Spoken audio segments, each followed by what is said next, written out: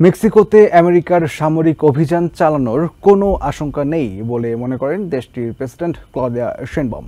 শুক্রবার মেক্সিকো সিটিতে এক সংবাদ সম্মেলনে এই কথা বলেছেন তিনি। দ্য নিউ ইয়র্ক টাইমসের উদ্ধৃতি দিয়ে প্রশ্ন করা সাংবাদিক বলেন, গোপনে পেন্টাগনকে ডোনাল্ড ট্রাম্প নির্দেশ দিয়েছেন ল্যাটিন আমেরিকার মাদক চোরাকারবারীদের বিরুদ্ধে অভিযান চালাতে, তবে এই ধরনের কোনো ঝুঁকির কথা নাকচ করে দেন শেইনবাউম।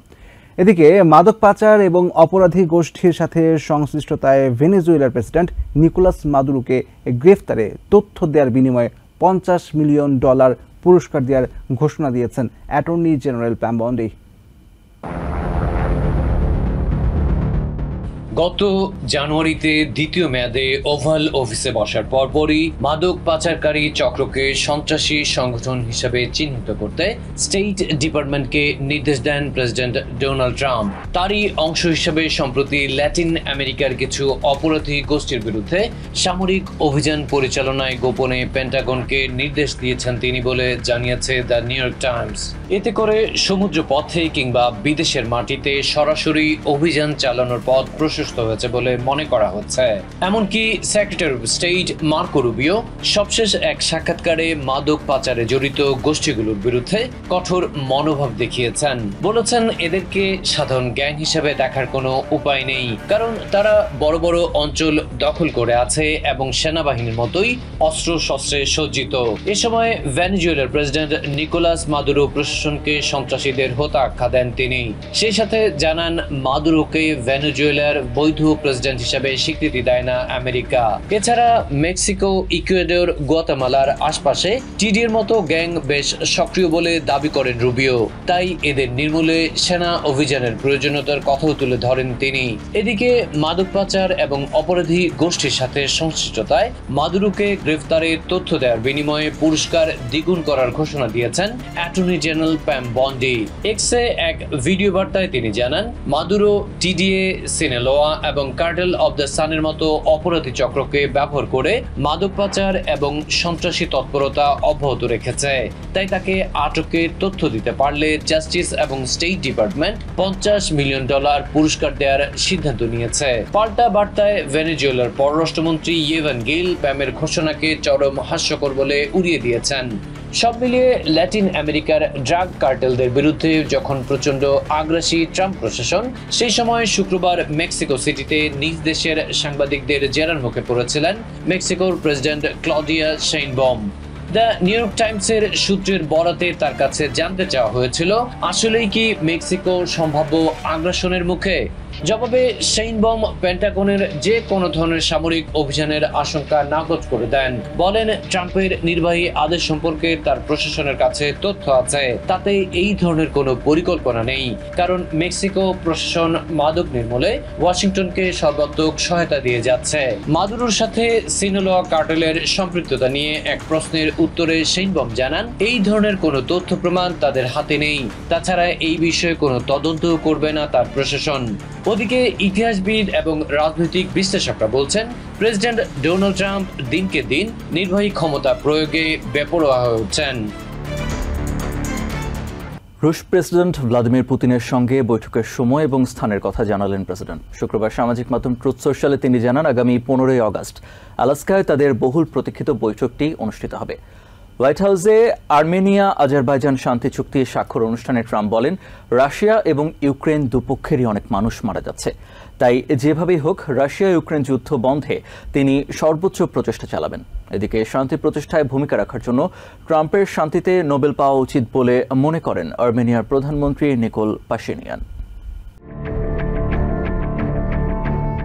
অবশেষে রাশিয়া ইউক্রেন যুদ্ধ বন্ধে প্রেসিডেন্ট ভ্লাদিমির পুতিনের সঙ্গে সরাসরি বৈঠকে বসছেন প্রেসিডেন্ট ডোনাল্ড ট্রাম্প।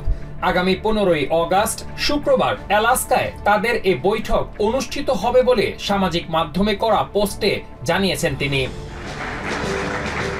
এদিকে হোয়াইট হাউসে আর্মেনিয়া ও আজারবাইজানের ঐতিহাসিক শান্তি চুক্তি স্বাক্ষর অনুষ্ঠানে কথা বলেন প্রেসিডেন্ট ট্রাম্প।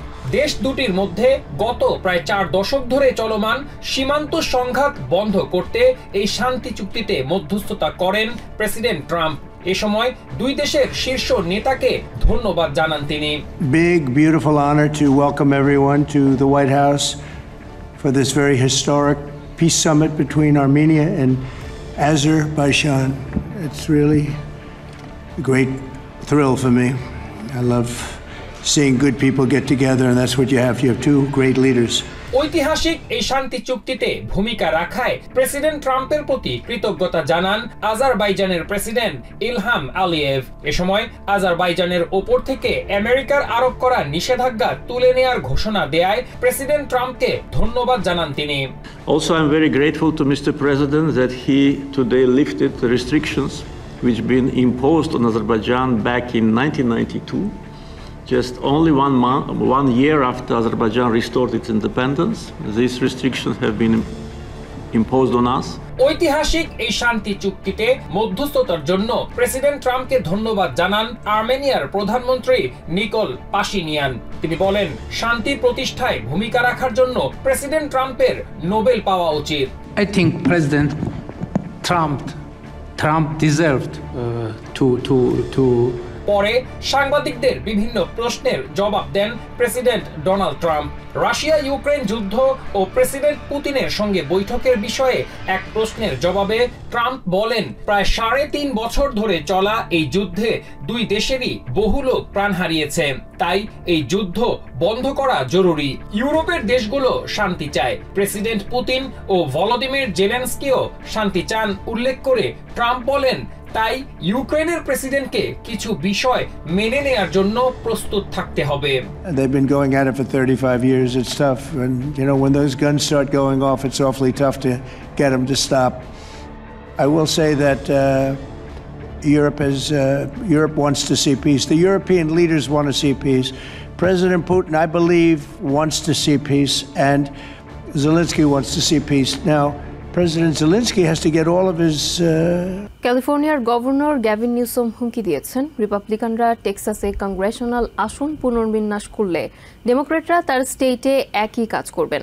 শুক্রবার এক সংবাদ সম্মেলনে এই হুমকি দেন তিনি।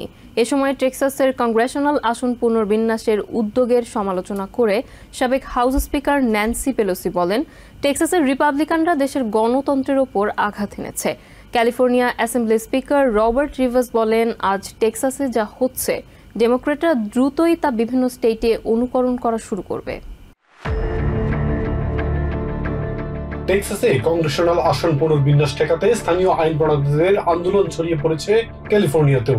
তাদের দাবির সাথে একাত্মতা পোষণ করে সংবাদ সম্মেলন করেছেন ক্যালিফোর্নিয়ার গভর্নর গ্যাভিন নিউসম, সাবেক হাউস স্পিকার ন্যান্সি পেলোসি সহ টেক্সাসের ডেমোক্রেটিক আইন প্রণেতারা। সংবাদ সম্মেলনে সাবেক হাউস স্পিকার ন্যান্সি পেলোসি বলেন, টেক্সাসের রিপাবলিকানরা গণতন্ত্রের উপর আঘাত এনেছে। তিনি জানান, টেক্সাসের ডেমোক্রেটিক আইন প্রণেতারা ঐক্যবদ্ধ হয়ে এমন একটি আসন পুনর্বিন্যাস পরিকল্পনা করছেন যা রিপাবলিকানদের কুমতলব ঠেকিয়ে দেবে। সংবাদ সম্মেলনে ক্যালিফোর্নিয়ার গভর্নর গ্যাভিন নিউসম আসন পুনর্বিন্যাসের কাজ পরিকল্পনাকে জরুরি পদক্ষেপ হিসেবে উল্লেখ করেন। এর জন্য ক্যালিফোর্নিয়ার জনগণের কাছ থেকে অনুমতি ও সমর্থনও চাওয়া হয়েছে বলে জানান নিউসম। জনগণের সম্মতি নিয়েই 5টি আসন বাড়ানো হবে বলেও উল্লেখ করেন ক্যালিফোর্নিয়ার গভর্নর। সংবাদ সম্মেলনে ক্যালিফোর্নিয়ার অ্যাসেম্বলির স্পিকার রবার্ট রিভার্স জানিয়েছেন, আগামী সপ্তাহে স্টেটের নতুন কংগ্রেশনাল আসনের সীমানা পরিকল্পনা প্রকাশ করা হবে। ক্যালিফোর্নিয়ার আসন পুনর্বিন্যাস কাজ একটি স্বাধীন কমিশন পরিচালনা করে আসছে। প্রেসিডেন্ট ট্রাম্পের বিরুদ্ধে সম্পদ জালিয়াতির মামলায় নিউ ইয়র্কের অ্যাটর্নি জেনারেল লেটিশা জেমসকে তলব করেছে justice department. Attorney general Pam বন্ডির নির্দেশে এই তদন্ত শুরু হয়েছে। শুক্রবার নিউ ইয়র্ক টাইমস ও ফক্স নিউজ জানিয়েছে, লেটিশার অফিসের বিরুদ্ধে তদন্ত করছেন প্রসিকিউটররা। এছাড়া ন্যাশনাল রাইফেলস অ্যাসোসিয়েশনের বিরুদ্ধে পৃথক মামলার নথি চেয়ে জেমসের অফিসে সমন পাঠানো হয়েছে। এই ব্যাপারে লেটিশা জেমস অভিযোগ করেন, তাকে রাজনৈতিকভাবে হেনস্থা করা হচ্ছে। ভীষণভাবে ট্রাম্প বিরোধী হিসেবে পরিচিত নিউ ইয়র্কের অ্যাটর্নি জেনারেল লেটিশা জেমসের বিরুদ্ধে ফৌজদারি তদন্ত শুরু করেছে department of justice. Attorney general Pam বন্ডির নির্দেশে শুরু হওয়া এই তদন্তের উদ্দেশ্য ট্রাম্পের বিরুদ্ধে দায়ের করা জালিয়াতির মামলার বিচার চলাকালীন তার সাংবিধানিক অধিকার ক্ষুণ্ণ হয়েছে কিনা তা যাচাই করে দেখা। শুক্রবার জেমসের কার্যালয়ে 2টি তলব নোটিশ পাঠিয়েছে নর্দার্ন ডিস্ট্রিক্ট অফ নিউ ইয়র্কের ইউএস অ্যাটর্নি অফিস। এগুলোতে ট্রাম্প অর্গানাইজেশন ও ন্যাশনাল রাইফেল অ্যাসোসিয়েশনের বিরুদ্ধে জেমসের তদন্ত সংক্রান্ত তথ্য প্রমাণ চাওয়া হয়েছে। একই সঙ্গে জেমসকে নিয়ে অলবেনিতে তদন্ত চালাচ্ছে একটি গ্র্যান্ড জুরিও। এদিকে এই তদন্তকে রাজনৈতিক প্রতিশোধের এক নির্লজ্জ ও মরিয়া উদাহরণ হিসেবে দেখছেন জেমসের আইনজীবী অ্যাবি লোয়েল। জেমসের কার্যালয়ের পক্ষ থেকেও জানানো হয়, এক্ষেত্রে বিচার বিভাগকে রাজনৈতিক হাতিয়ার হিসেবে ব্যবহার করছে ট্রাম্প প্রশাসন, যা আইনের শাসনের উপর বড় আঘাত। আরেকদিকে নিউ ইয়র্ক অ্যাটর্নি জেনারেলের কার্যালয়ের বিরুদ্ধে ডিওজের তদন্তকে নজিরবিহীন বলছেন সাবেক assistant attorney general Adam Pollock. তিনি বলেন, ট্রাম্প ও এনআরএর বিরুদ্ধে দায়ের করা মামলাগুলোকে বিচারকরা বারবারই বৈধ বলে স্বীকৃতি দিয়েছেন। অন্যদিকে অনেকদিন থেকেই জেমসের দায়ের করা এই মামলাগুলোকে তার বিরুদ্ধে রাজনৈতিক উদ্দেশ্য প্রণোদিত বলে অভিযোগ করে আসছিলেন প্রেসিডেন্ট ট্রাম্প। লস এঞ্জেলেসে নির্বিচারে শরণার্থী বিরোধী অভিযান পরিচালনায় নিম্ন আদালতের বিধি নিষেধ উঠিয়ে নিতে সুপ্রিম কোর্টে আবেদন জানিয়েছে ট্রাম্প প্রশাসন। বৃহস্পতিবার জাস্টিস ডিপার্টমেন্ট থেকে সর্বোচ্চ আদালতের কাছে বলা হয়, এতে করে আইস এজেন্টরা টার্গেট করে অবৈধ অভিবাসী আটক করতে পারছেন না। অথচ দেশের অনেক স্থানেই প্রশাসন শরণার্থী বিরোধী অভিযান জোরদার করেছে বলে খবর পাওয়া যাচ্ছে। লস অ্যাঞ্জেলেসে কর্মস্থল থেকে 16 সন্দেহভাজন অবৈধ অভিবাসীকে আটক করা হয়েছে। এদিকে নিউ ইয়র্কের লোয়ার ম্যানহাটনে একটি ফেডারেল ভবনের সামনে আইস বিরোধী বিক্ষোভ করায় অন্তত 15 জনকে গ্রেফতার করা হয়েছে।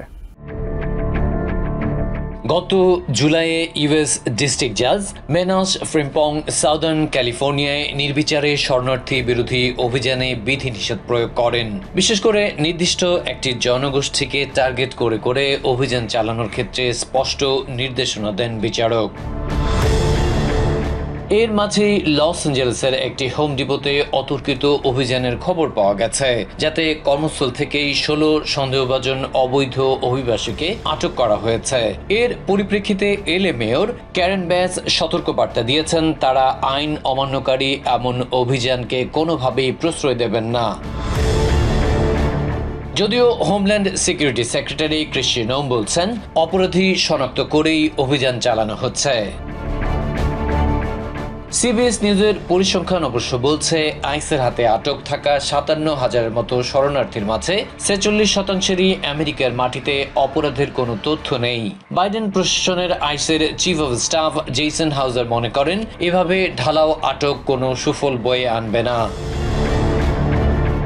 এদিকে নিউ ইয়র্কের লোয়ার ম্যানহাটনের একটি ফেডারেল ভবনের সামনে আইস বিরোধী বিক্ষোভ করায় অন্তত 15 জনকে গ্রেফতার করা হয়েছে।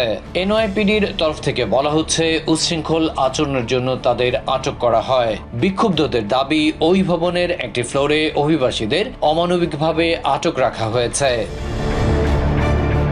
ওদিকে শিকাগোতে শতাধিক দেশের প্রায় 1000 খানেক মানুষ আমেরিকার নাগরিক হিসাবে শপথ নিয়েছেন। রিগলে ফিল্ডে এই আনুষ্ঠানিক গণজমায়েতের আয়োজন করা হয়। সিবিএস নিউজ বলছে, 109টি দেশের 977 জন এই অনুষ্ঠানের মধ্য দিয়ে আমেরিকান হিসেবে মর্যাদা পেয়েছেন। জর্জিয়ার অ্যাটলান্টার ডিকালপ কাউন্টিতে বন্দুক হামলায় এক পুলিশ কর্মকর্তা নিহত হয়েছেন। শুক্রবার কাউন্টির পুলিশ শেরিফ গ্রেগ প্যাড্রিকের বর্তে এ খবর নিশ্চিত করেছে সিবিএস নিউজ। তদন্ত কর্মকর্তারা জানিয়েছেন, সিডিসির প্রধান কার্যালয় এবং এমোরি ইউনিভার্সিটি ক্যাম্পাসের কাছাকাছি এমোরি পয়েন্টে এ ঘটনা ঘটে। নিহত পুলিশ কর্মকর্তার সন্তান সম্ভব স্ত্রী এবং 2 সন্তানের পাশে থাকার ঘোষণা দিয়েছেন ডিকাপ কাউন্টির সিইও লরেন কোকার্ন জনসন। নিহতের পরিবারের প্রতি সহমর্মিতা জানিয়েছেন জর্জিয়ার গভর্নর ব্রায়ান ক্যাম্প। জর্জিয়ার অ্যাটলান্টায় সিডিসির প্রধান কার্যালয় এবং অ্যামোরি ইউনিভার্সিটি ক্যাম্পাস এলাকার কাছাকাছি বন্দুক হামলার ঘটনায় এক পুলিশ কর্মকর্তা নিহত হয়েছেন। ডিকালপ কাউন্টির পুলিশ চিফ গ্রেগ প্যাড্রিকের বরাত দিয়ে এ খবর নিশ্চিত করেছে সিবিএস নিউজ। এ ঘটনায় সন্দেহভাজন হামলাকারী নিজেও নিহত হয়েছেন বলে জানান প্যাড্রিক। সিডিসি ক্যাম্পাসের কাছাকাছি বন্দুক হামলার ঘটনায় উদ্বেগ জানিয়েছেন কমিউনিটির বাসিন্দারা। বন্দুক হামলা সংঘটিত হওয়ার সময় কাছাকাছি এলাকায় একটি ডে কেয়ার সেন্টারে অন্তত 92টি শিশু অবস্থান করছিল বলে জানান প্রত্যক্ষদর্শীরা। তবে হামলার কারণে ডে কেয়ার সেন্টারের কোনো শিশু আহত হয়নি বলে জানান তদন্ত কর্মকর্তারা। ডিকালপ কাউন্টির পুলিশ কর্মকর্তারা জানান, ক্লিফটন রোডের কাছাকাছি এমোরি পয়েন্ট সিভিএস ফার্মেসির 2য় তলায় সন্দেহভাজন বন্দুকধারীর অবস্থান নিশ্চিত হয়ে তাকে নিবৃত্ত করার চেষ্টা চালান তারা। এ সময় সন্দেহভাজন হামলাকারী কয়েক রাউন্ড গুলি ছুড়লে ডিকালপ কাউন্টির এক পুলিশ কর্মকর্তা গুরুতরভাবে আহত হন। আহত কর্মকর্তাকে হাসপাতালে নেওয়া হলে কর্তব্যরত চিকিৎসক তাকে মৃত ঘোষণা করেন। প্রত্যক্ষদর্শীদের বরাত দিয়ে সিএনএন জানায়, হামলাকারীর মুখে সার্জিক্যাল মাস্ক দেখতে পেয়েছেন অনেকেই। তার 2 হাতে অ্যাসল্ট রাইফেল এবং শটগান দেখা গেছে বলে জানান প্রত্যক্ষদর্শীরা। বন্দুক হামলায় নিহত পুলিশ কর্মকর্তার সন্তান সম্ভবা স্ত্রী এবং 2 সন্তানের পাশে থাকার ঘোষণা দিয়ে ডিকালভ কাউন্টির সিইও লরেন কোকার্ন জনসন জানান, কাউন্টির ইতিহাসে এর চেয়ে হৃদয় বিদারক ঘটনা আর দেখা যায়নি। নিহত পুলিশ কর্মকর্তার আত্মার শান্তি কামনা করে কমিউনিটির সবাইকে ধৈর্য ধারণ করার আহ্বান জানান তিনি। ডিকালভ কাউন্টিতে বন্দুক হামলায় নিহত পুলিশ কর্মকর্তার পরিবারের প্রতি সহানুভূতি জানান অ্যাটলান্টার মেয়র আন্দ্রে ডিকেন্স। সন্দেহভাজন হামলাকারী সম্পর্কে বিস্তারিত জানার চেষ্টা চলছে জানিয়ে ডিকেন্স বলেন, হামলাকারী বিষয়ে কিছু তথ্য আগে থেকেই জানতেন পুলিশ কর্মকর্তারা। তবে কি কারণে সিডিসি হেডকোয়ার্টারের কাছে বন্দুক হামলা ঘটল তা জানতে তদন্ত চলছে বলেও জানান তিনি। He's a white male, and he has he is a known person that may have some interest in certain things that I can't reiterate right now with any confidence. সিডিসির প্রধান কার্যালয়ের কাছাকাছি বন্দুক হামলার ঘটনায় উদ্বেগ জানিয়েছেন সংস্থাটির ডিরেক্টর সুজান মনরেজ। ডিকালভ কাউন্টির পুলিশ কর্মকর্তাদের প্রতি ধন্যবাদ জানিয়ে তিনি বলেন, পুলিশ কর্মকর্তাদের সাহসিকতায় বড় ধরনের অঘটন এড়ানো সম্ভব হয়েছে। এ ঘটনায় উদ্বেগ জানিয়ে সামাজিক মাধ্যম এক্সে গভর্নর ব্রায়ান কেম্প লিখেন, নিহত পুলিশ কর্মকর্তার অসম সাহসী ভূমিকার কারণেই ক্ষয়ক্ষতি এড়ানো গেছে। নিহত কর্মকর্তার পরিবারের প্রতি সহমর্মিতাও জানান তিনি। ক্যালিফোর্নিয়ার লস প্যাড্রেস ন্যাশনাল ফরেস্টে সৃষ্ট দাবানলটি 100,000 একর জমিতে ছড়িয়ে পড়েছে বলে জানিয়েছে ফরেস্ট সার্ভিস। শুক্রবার ফরেস্ট সার্ভিসের একাধিক কর্মকর্তার বরাত দিয়ে এই খবর জানায় এবিসি নিউজ। এদিকে স্থানীয় ফায়ার ডিপার্টমেন্টের কর্মকর্তাদের দাবি, গিফোর্ড ফায়ারের অন্তত 15% নিয়ন্ত্রণে এসেছে। অন্যদিকে লস এঞ্জেলেস কাউন্টি এবং ভেঞ্চুরা কাউন্টির লেক পিরুর পূর্বাঞ্চলে প্রায় 15,000 একর জমিতে দাবানল ছড়িয়ে পড়েছে। ক্যালিফোর্নিয়ার লস অ্যাঞ্জেলেস কাউন্টি এবং ভেঞ্চুরা কাউন্টির ফায়ার ডিপার্টমেন্টের বরাত দিয়ে সিবিএস নিউজ জানিয়েছে, লেক পিরুর পূর্বাঞ্চলের প্রায় 15,000 একর জমিতে দাবানল ছড়িয়ে পড়েছে। শুরুর দিকে একাধিক বুশফায়ার নিয়ন্ত্রণে না আসায় তা দাবানলের রূপ নিয়েছে বলেও জানা গেছে। এরই মধ্যে 2 কাউন্টির অন্তত 50,000 মানুষকে নিরাপদ আশ্রয়ে থাকার নির্দেশনা দিয়েছে স্থানীয় কর্তৃপক্ষ। লস অ্যাঞ্জেলেসের হ্যাশলি ক্যানিয়ন এলাকার বাসিন্দা জোসেফ ডিলিওনার্দি জানান, বাড়ি থেকে বের হলেই আগুনের আঁচ বুঝতে পারছেন। আগুনের কারণে সৃষ্ট কালো ধোঁয়ায় তার স্ত্রী অসুস্থ হয়ে পড়েছেন বলেও জানান তিনি। লস অ্যাঞ্জেলেস কাউন্টি ফায়ার ডিপার্টমেন্টের কর্মকর্তারা জানান, ক্যানিয়ন ফায়ারের 25% নিয়ন্ত্রণে আসলেও যে কোনো সময় তা আবারও দাবানলে রূপান্তরিত হতে পারে। এদিকে সেন্ট্রাল ক্যালিফোর্নিয়ার লস প্যাড্রেস ন্যাশনাল ফরেস্টে সৃষ্ট দাবানলটি 100,000 একর জমিতে ছড়িয়ে পড়েছে বলে জানায় ফরেস্ট সার্ভিস। এবছর ক্যালিফোর্নিয়ার সবচেয়ে বড় দাবানল গিফোর্ড ফায়ারের কারণে এরই মধ্যে অন্তত 4 জন আহত হয়েছেন বলে জানিয়েছে স্থানীয় উদ্ধারকারীরা। মার্টিন কাউন্টির ফায়ার ডিপার্টমেন্টের চিফ মাইক মার্কুচি জানান, উচ্চ তাপমাত্রা এবং আর্দ্রতার কারণে আগুন নেভাতে হিমশিম খাচ্ছেন ফায়ার ফাইটাররা। তবে গিফোর্ড ফায়ারের অন্তত 15% নিয়ন্ত্রণে এসেছে বলেও জানান তিনি।